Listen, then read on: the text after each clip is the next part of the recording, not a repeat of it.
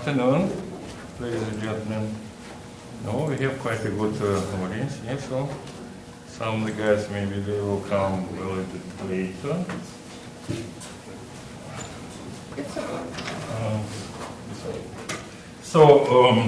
We have today one more VIP presenter, and Alitha Thompson. Yeah, she was the president of the Youth International Forum during 21 and 23. 21, 23, and then Stefan became the next one. Yeah, so that's why Alitha today will present your own story about getting involved with the UIMF and SEL and your future plans as well. Yeah. Perfect. Hi. 30 minutes. I know. I got it. See. I think actually most people should know me. Or no, maybe it'll be like 3. I've been gone for so long. My name's Alitha Thompson.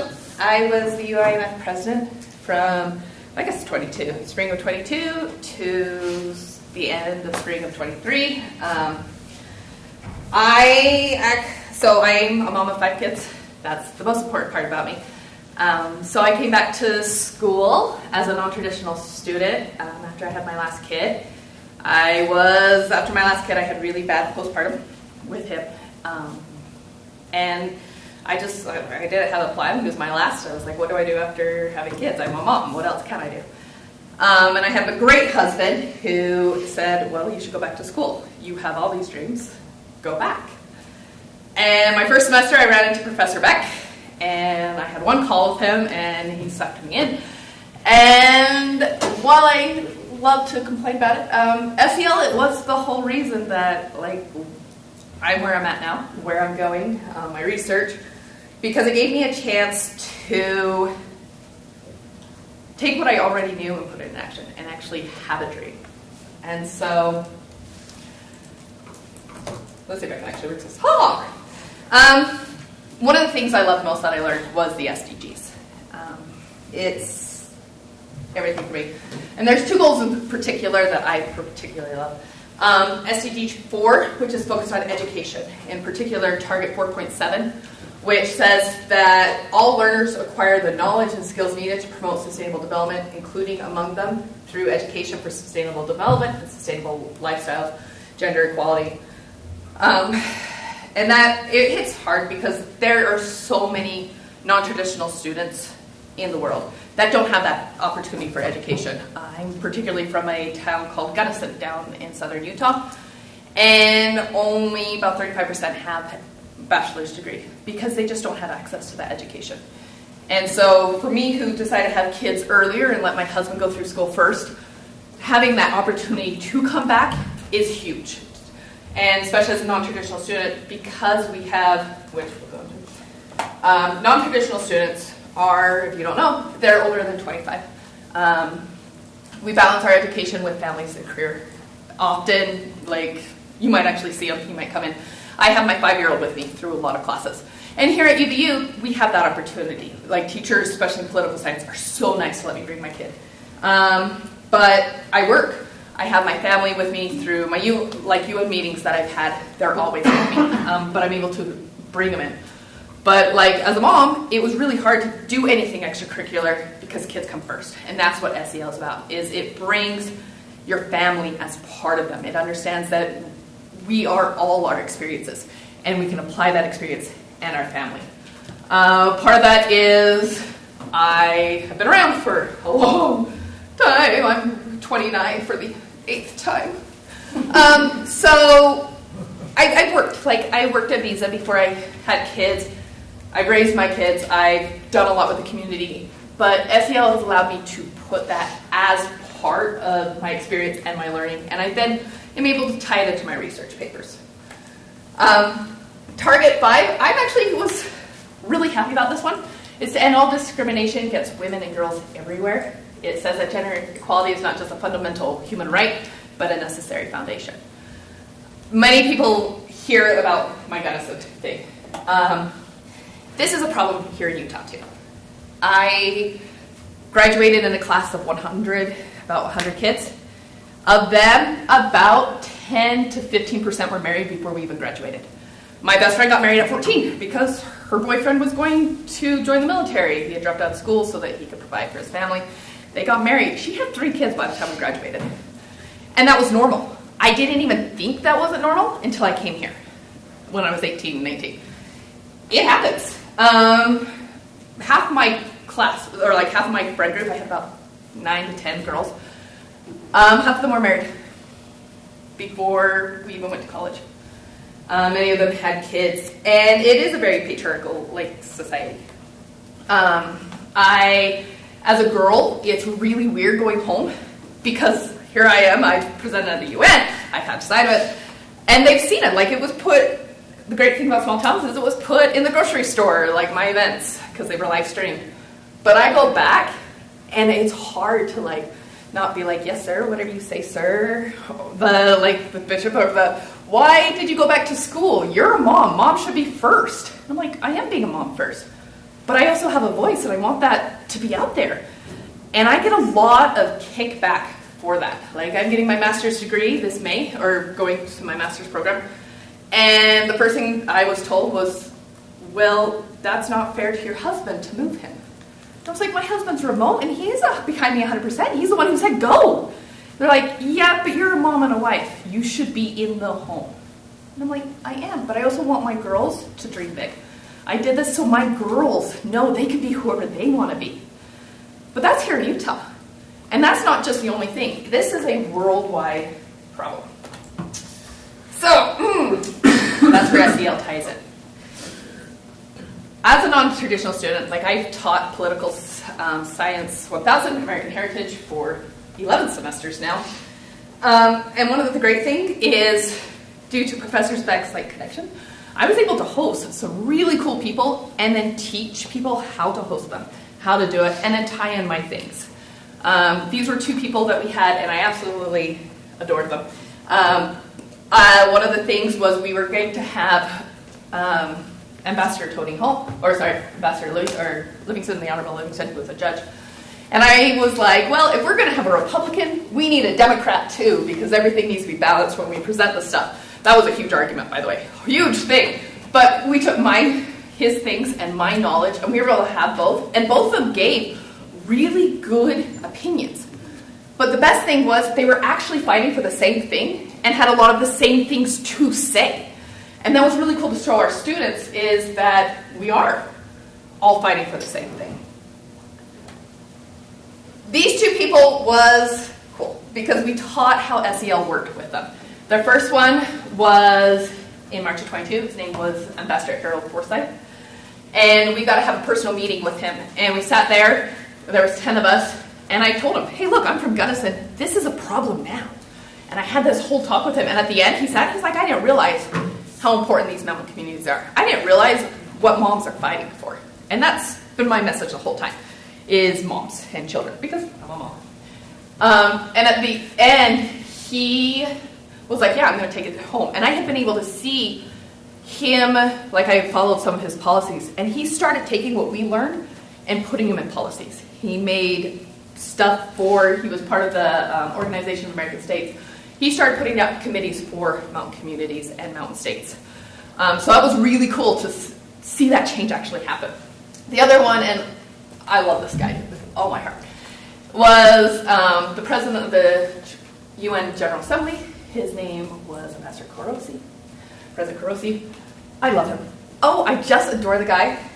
He came to UVU, and I had met him at the UN briefly. And I sat down and talked with him and his secretary. And then they give me a call, and they're like, hey, can we put this interview in our publication? And I'm sitting there, and I'm in China during this time, so I'm like, it's really early in Shanghai, and I'm like, what? I'm sorry, let me wake up for a second. I brought my youngest to this meeting, and I had sat him, and I'm like, hey, I'm really sorry, because I was worried about the professional. He's like, I love your kids, don't worry about it, bring it. And I was able to say, he asked, and he says, what is one thing you could change? And I was like, people need a voice. It doesn't matter who we are. It doesn't matter what nation. It doesn't matter what gender. It doesn't matter where we're from. We need a voice in our policies. We need a voice in the world, because everyone deserves that. We're all fighting for the same thing. Just because that's why I told him, just because you're different doesn't make it mean you're wrong. And he posted it, and he listened to me about Gunnison poverty rate. Oh, I think one of the things is he wasn't the only person who I was able to make change. It wasn't just I got to host some really cool people, but I also got to do a lot of some of that community service. And one of the things I says is the community is important. If you're not down there with the normal people, it doesn't matter where you are in political science. It doesn't matter if you're the President of the United States. If you do not know what's going on and who you're fighting for, you're going to hear my spill on that later. But one of the coolest things with SEL is I got to bring my family. So this very handsome man who had been married to you for 16 years went to me everywhere. If he wasn't at work, he was right behind me meeting everybody. Here when they were much younger, my daughter, we went and did service projects together. My son got to meet a lot of the things. Now I have this guy, if you ever get to read him, his name is Arthur Brooks. He's an amazing, he teaches in Harvard, he teaches happiness for business. And I love it. But he is so good. And so I was doing a research paper on non-traditional students, and he talks about non-traditional students that they have this well of knowledge. And often young people are so good at coming up with new things and traditional, but they also need that well of knowledge, that crystallized, I'm old, I'm kind of stuck in my ways sometimes, but I have all this knowledge I can give so that they can do it. I have that base that people can jump off of. And I've taught long enough that often I can give a different way to look at things so that there's change. You need both sides. You need the youth. You need the older and those experiences too. And he writes about that. He also writes, and it's called Love Your Enemies. And I love it. It talks about it's okay to be different. And it's okay to be angry in policies. It's okay to be you're on the opposite side, but we shouldn't forget that we're fighting for the same thing. We shouldn't forget that when we stop seeing each other as humans, that's where the problem is. It's okay to argue. It's okay to be angry. But we can't despise. Once we start rolling our eyes at them, once we stop seeing them as human, we will never get anywhere because we're fighting for the same thing. It's called Love Your Enemies. Read it. It's amazing. But I have it. So one of my sons came to think he's autistic. He's 12. He had come to some of my classes. He had heard some of the spills. And he was sitting in 5th grade, so last year, and the teacher was talking about the American government, and one of the students said, well, we should bomb everywhere else. It was during the Russian War. He's like, we should bomb Russia and just take them out. And he's autistic. He does not like talking in front of people. And he's really pulled back. He stood up before the teacher could say anything. And he said, you don't get it. I have met people in Russia. I met this ambassador from Peru. And you know what? They are some of the nicest people I've ever met. And he looked and he's like, it doesn't matter if we're different. This is a government thing, but there are moms and kids just like us, and we need to fight for them. The teacher called me, and he's like, well, so your son got in a fight today. It ended in fists. But I can't, suspend him because he was right. I was so proud of him. Did he get in trouble for that fist fight? Absolutely not. But it was that kind of stuff. I pulled him in. My kids, I have 5 to 13, every time they're in school, they are defending the rights for everyone to have a voice. Starting now. My daughter's utopia for school, everyone was like, we want it just like America. And she's like, no, we want a utopia where there isn't a country. We're learning from each other, and we're respecting each other's cultures and communications. And I was so proud of her too. She brought home her A, and I was like, we evolved. SEL is about families too. And involving them and serving makes a difference. It doesn't seem like cleaning up leaves may not seem like it makes a difference, but it does. It's those little things. Like International Mountain Day. This is, I posted this one 3 or 4 times.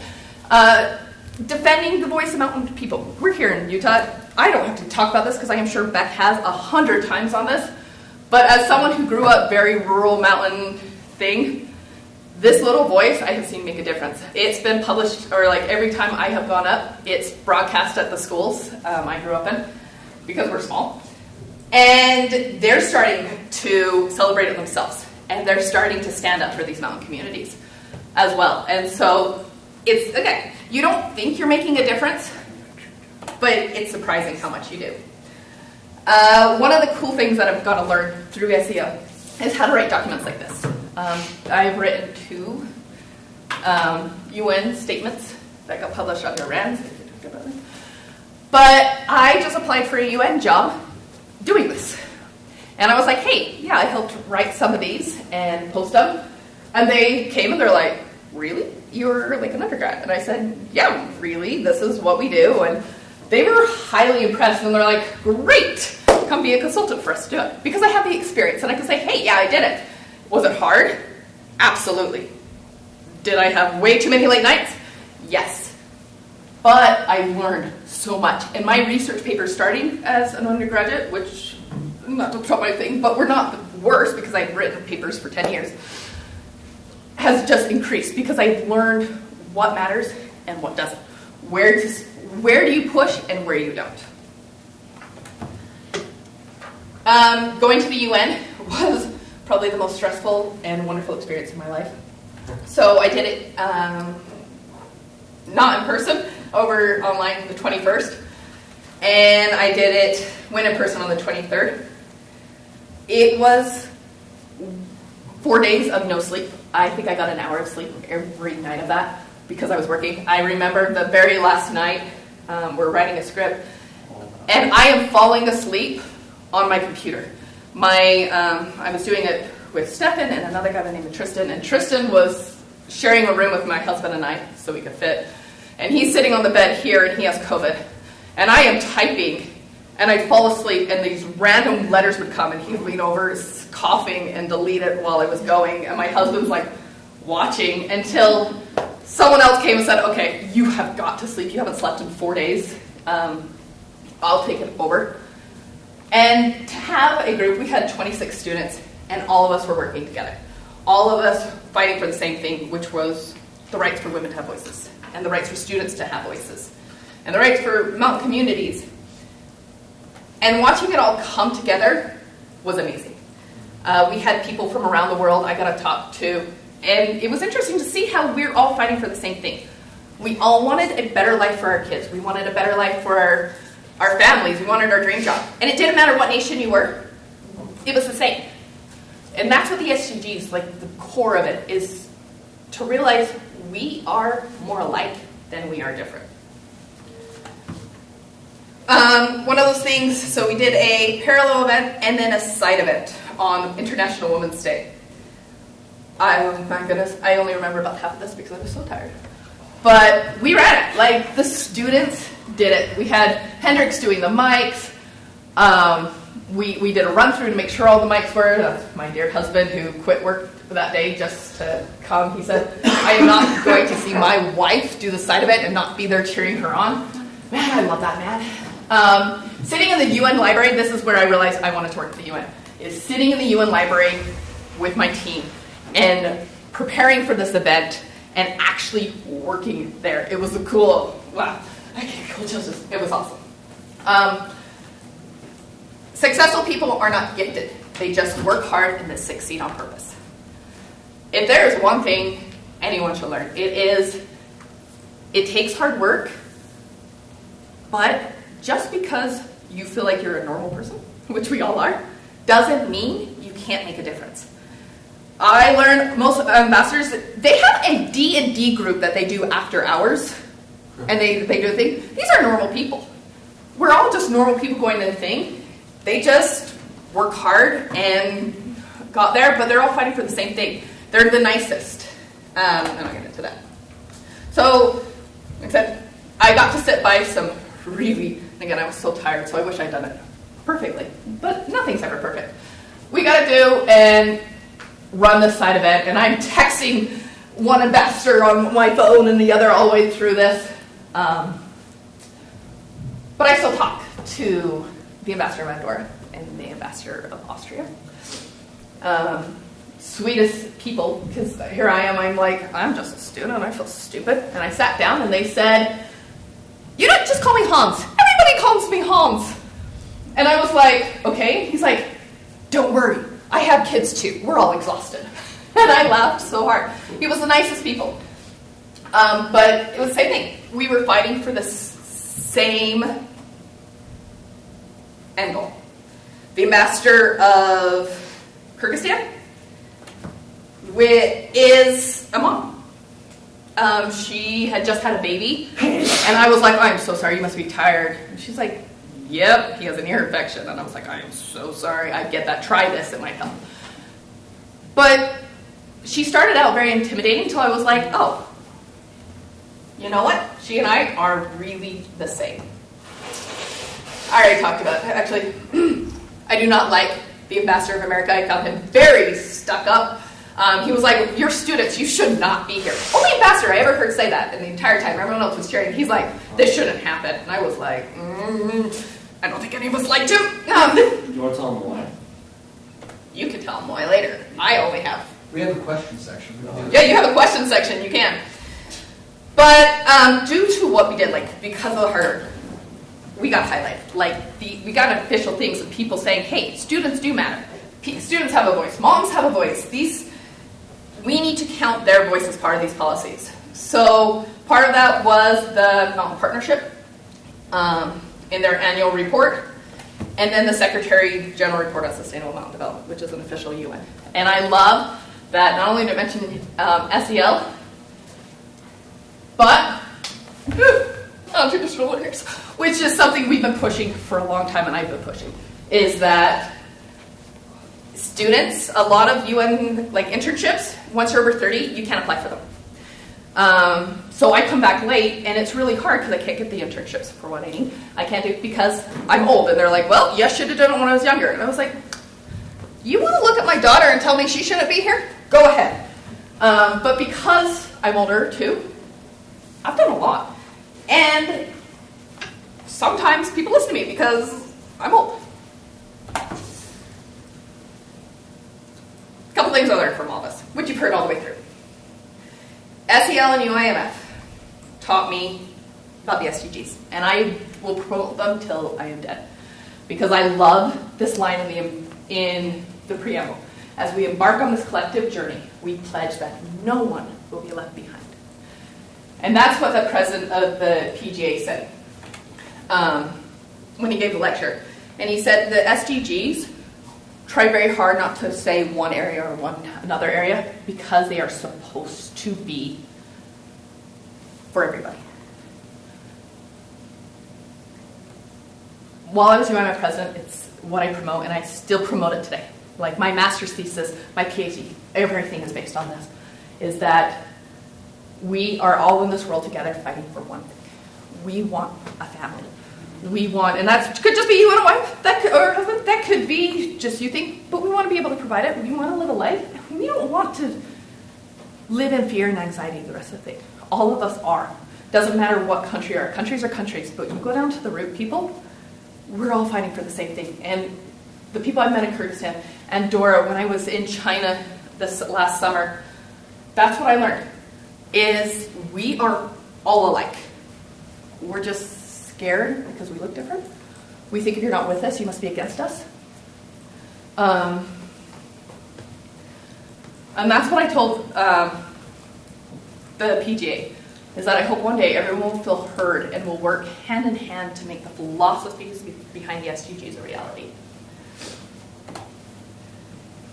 The second part is don't let fear stop you from speaking your truth, for standing for what you believe in. It requires a lot of sacrifice. I missed a lot with my kids. They came with me, but one of the reasons I'm not doing UIMF is I made them a promise that for this year, before we moved, my year would be them for this last year here. Because I would put them to bed, and then I would work till 3, 4 a.m. in the morning doing homework or UIMF stuff. I cried a lot of tears. When you're only on like an hour of sleep, it's hard. It's hard. But I didn't lose sight with what matters, which is my kids. And that's what I fight for every day, is these kids, for a better world for them, a better world for other moms, kids who are sending them away. In China, they send their kids away, 2 hours away to boarding school in the rural areas because they can't provide them an education. And I don't think any mom should be without their kids. And that is what I fight for, is as long as we are still fighting between ourselves, it's our kids that are suffering. There's no right or wrong in politics. There's no right or wrong country. We're just people trying the best we can with our own cultures, and we have to understand that. So my future! Being mom will always be my main priority, no matter what I do, being a mom. I'm going to ASU, as I said, this March, focusing on cultural communications so I can do a PhD in international relations. I have spent the last 3 years building up to this research paper that I'm doing for my bachelor's, my master's, and my PhD, which shows that we are more similar in culture than not. For my bachelor's thesis, I just did a survey that went to China and Utah, and we're 95% similar in the way we raise our kids, in the way we believe in education. The only thing that was majorly different is in Utah we make our kids do chores 2 years earlier than in China. That was it. Everything else was similar. And that's what I've been fighting for. The whole reason I'm getting my master's now is I have a teaching position in China to finish my research and teach American politics. And my end goal, what I really hope, is to promote that, is to tell people what I told you today. My whole fight, and I will end fighting on this, is we have to stop fighting between ourselves. A Republican, Democrat here in the United States, or male or female, or you'd be surprised how much, as UIMF, I have faced of, you're just an emotional girl. Yeah, I am an emotional girl. But guess what? My emotions are not a hindrance. My emotions are what, when I look at somebody, and I met the foreign minister of Yunnan when I was in China, and I looked at her and her whole team, and I looked and I said the same thing. It is time we stop.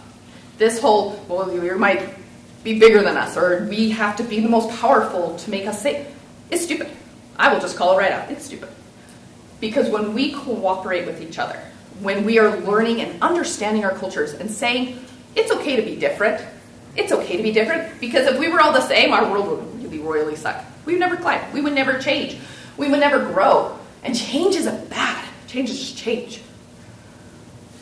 But if we're doing it together, we're focusing on that one goal, which we all agree on, a better life. We might disagree how, but that can be fixed. We can come to understandings or say, it's okay to disagree, but we all want the same. Those Chinese moms, or the Kyrgyzstan's moms, or my Indian mom, all of them are up late night holding their babies. They're rocking. All of us were up till 3 a.m. doing stuff because our kids came first. And I doubt you can go anywhere in the world where that's not a dream. To be able to have your kids, to be able to provide for them, to be able to give them a better world. And that's what I strive for. And that's what I promised my husband when I started this, and what I still live today, is that is my truth. That is my speak, and I will go anywhere I have to make it a reality. It's hard work, it's sacrifice, but the spirit of the SDGs, that equality, that respect for all, is something I will fight to till the end. I specialize within China. That is my thing, because when I was at my end with my postpartum, and I was sitting there wondering if I could go another day. Like, it was bad, it was dark, it was scary. I couldn't watch American shows. I couldn't watch the movies. I couldn't watch, because they were angry. There was so much anger there. There was so much cheating and so much And I couldn't. I would do it, and at the end I would feel so sick, and I would have a plan of I just can't be here anymore. My kids need someone better. It was the Chinese culture that pulled me through. It was their dramas. It was I started with K-pop and moved into Chinese dramas, and I learned more about their culture. And I was like, wait, this is just television. It can't be true. And I learned that their families are the whole core of their culture. All the way back. Families and kids and their shows, that's what it was. It was pulled through. And that's what put me back in school. That's what my husband said, this is what you believe? Go. I have been non-suicidal now for over a year. Since I've gone back to school, I have knocked my drugs down by half. Which I don't say because, like, this girl 4 years ago wasn't sure there was another day. But learning other people's culture, learning that we are all the same and fighting for the same thing, learning those different cultures is what saved my life. Coming here and realizing I could have a voice, fighting and being able to fight for my dream and make the world a better place, changed who I am and has put me on a path that sometimes I wonder, I'm like, wait, I'm just this little girl from Gunnison. I'm like this little dork. But I have already changed the world. And I get to see that happening. I get to do that research. So that's my message. That's what I think everybody should promote, is don't worry who you are in your past. Your past makes you who you are. But the future's for everybody. And so, yeah, that's my ending. Congratulations, you survived it. Questions? 35 minutes exactly. Thank you very much. He thinks I talk too much. Question. Since I know you've taken Chinese classes, Yes. what's your favorite word in Chinese? My favorite word? Yes. Well, all my kids swear in Chinese, and they learn a word, and it's taimanfala. It means so troublesome. Anytime I'm angry, that's why I'm like, taimanfala.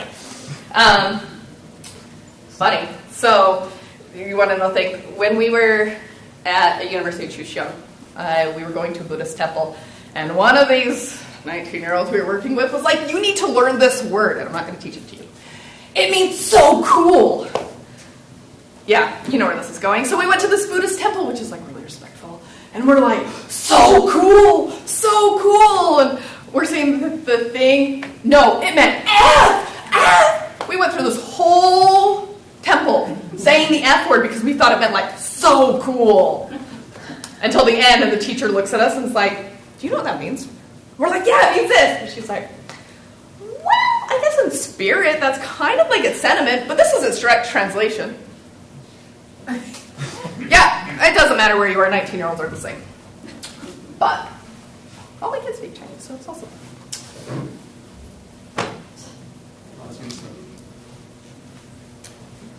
Is there any way that you could be a little more passionate about this? Give me a couple years when I have my PhD. So that's one of the things when I went to my ASU and they heard I got an interview and I'm telling them this life story, which, by the way, ASU is the only college I applied for, so I'm a little shocked I got into it.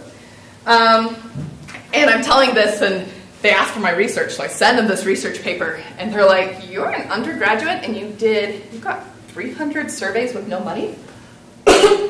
And I was like, well, you got to understand how we do it at UVU. It's all about SEL, and you got it. And I give this whole thing, and he sits and he's like, well, we have to let you in, but I think you should stay at UVU.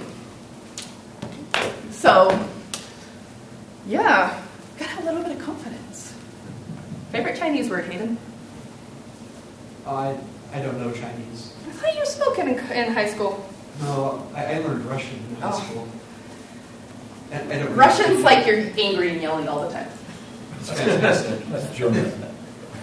But And Arabic, depending on where you All those Eastern things. yes, I don't know Chinese. But I was going to say, to your point, my mom dragged me along to these things. So I've been involved pretty much since 2015. Poor kid. So, it does have an effect. It's important. I'm curious, the American ambassador, I can't remember, I was like falling asleep during that. What, I remember exactly. like, So the first thing, one of the things he asked is like, why aren't you guys involved with UNU? It's like, well, we're not only like 5 people in this room qualify for it. Yeah, we're all over 30. Or it's like, no, I think the UNU is even lower. I think it's Oh. like 25 or lower you can be in the UN youth, and after that but then they put an end to a limit on UN internship age.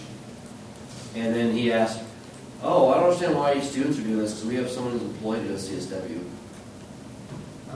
And it's like, you're paying someone to do this when we're doing it for free and volunteering, and we probably did it better than you since they're not in there this year.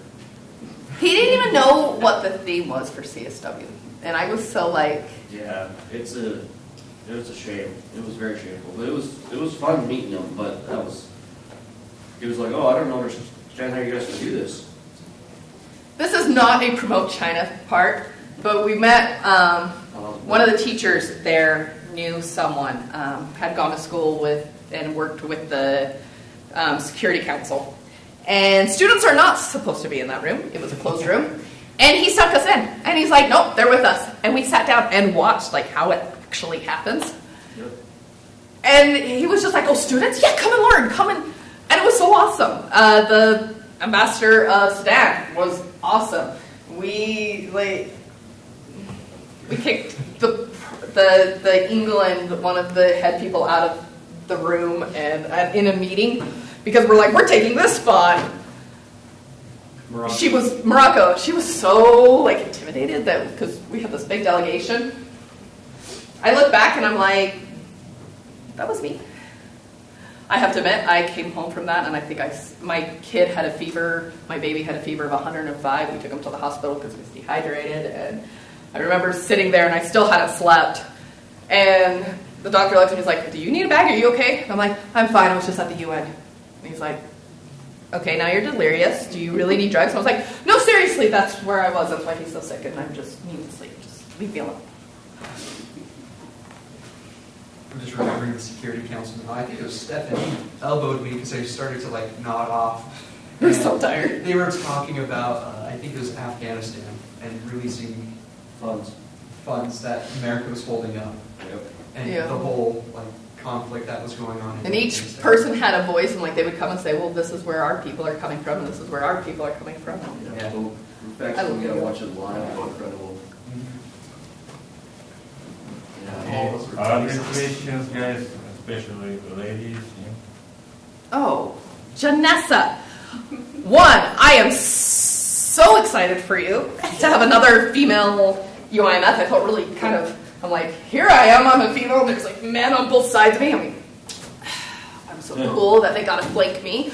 But congratulations to be the next female UIMF president. To you, it's hard. It's really hard. You will probably have a lot of late nights, but you got it.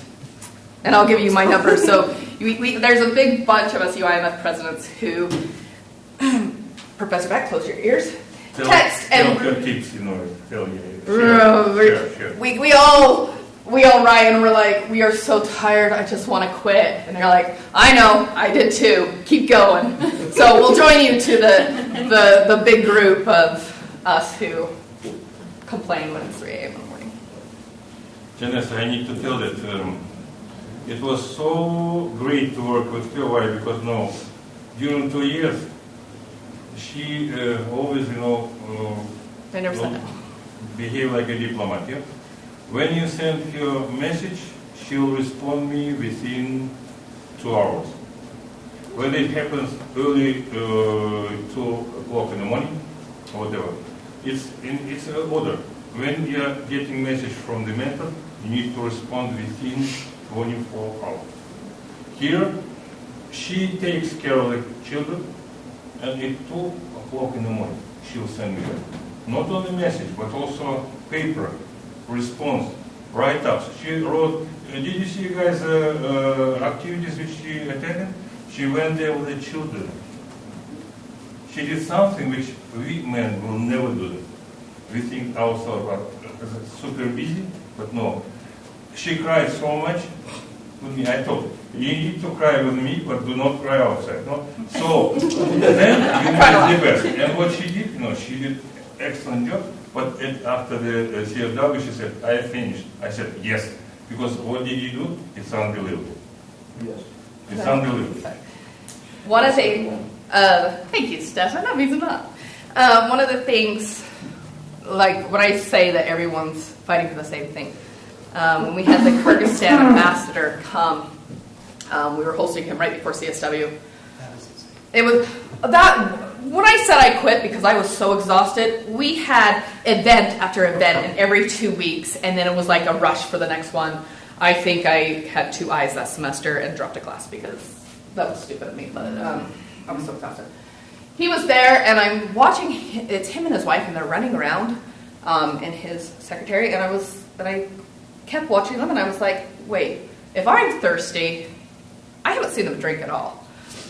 And I went to his secretary, and I was like, "Have you guys had any coffee, or like, do you need anything?" And he looked at me. He's like, "No one thought that we might need water." Yes, please. And so I got on and went, and I had memorized their favorite coffee from. We had met them the time before, and I just have one of those memories where I remember odd things like that. And I brought it to them, and he almost started crying. And he was like, "Thank you." And I was like, "Why did it, this is being hosted by, adults. I'm not an adult. I'm just a student here." But they were people. And that's how I've always looked. And all my connections I've gotten from these people is because I remember they're adults. They're normal people. They need water. They go to the bathroom, they have kids, they want sleep, they're probably crying late nights too. But that makes a difference. It's the little things. Don't forget the little things. Do they need a drink? Do they, hey, are you guys holding up okay? Because when we're fighting, it makes it very easy to forget that we're fighting for ourselves too. You're talking about Umpire? Yeah, that was a lot. Apparently he came again, and No. they were like, "Why isn't students? The students took care of us better." Of course we did. Yep. Right to Dr. Yep. That was. Right to, oh my gosh. You make enemies along with friends. Yeah, it's By the way, she didn't mention about it, but no, Alitha 2 years was able to maintain this Zoom calls with the Kyrgyzstan. students and faculty from the Losh Technological University. Talk to them. And those who made these greetings with the video, she was spending the nights around 1 o'clock in the morning, yeah? Children here, and Alitha is there. Always know. I still talk to mountain women. everyone. You're one of the mountain women whom I really admire. You just did something. We need to get more such women to the United Nations and show to those bureaucrats, to those officials, and it will make a difference, huge one. Other questions, guys? We have 5 minutes. Or you could just say, "Hey, your hair looks awesome," and I'll say, "I know my husband did it for my birthday yesterday. Didn't he do so good?" I really have the best husband in the entire world.